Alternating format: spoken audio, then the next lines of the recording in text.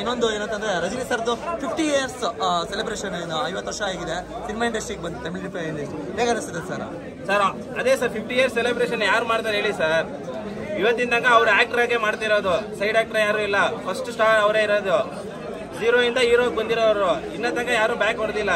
ಏನೇ ಫ್ಲಾಪ್ ಕೊಟ್ರು ಏನೇ ಇಟ್ಕೊಟ್ರು ಅವ್ರ ತರ ಯಾರು ಫ್ಯಾನ್ಸ್ ಇರಲ್ಲ. ಇವತ್ತಿನ ತನಕ ಲೇಡೀಸು ಜೆಂಟ್ಸು ಎಲ್ಲ ಚಿಕ್ಕ ಮಕ್ಳಿಂದ ಅವರೇ ಫ್ಯಾನ್ಸ್ ಇರೋದು.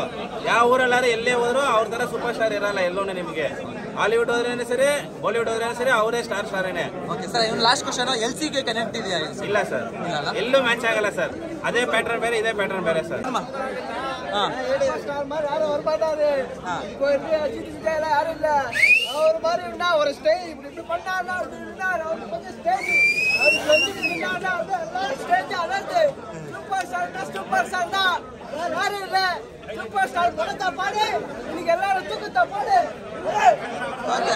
ಬೇರೆ ಲೆವೆಲ್ 13 years ರಜನಿಕಾಂತ್ ಬೇರೆ ಲೆವೆಲ್ ಮೂವಿ.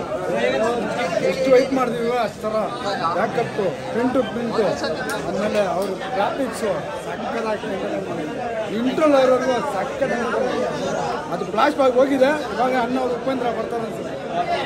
தலைவர் ಸೂಪರ್, தலைவர் super, director super, producer super, ಎಲ್ಲ ಸೂಪರ್ ಆಗಿದೆ.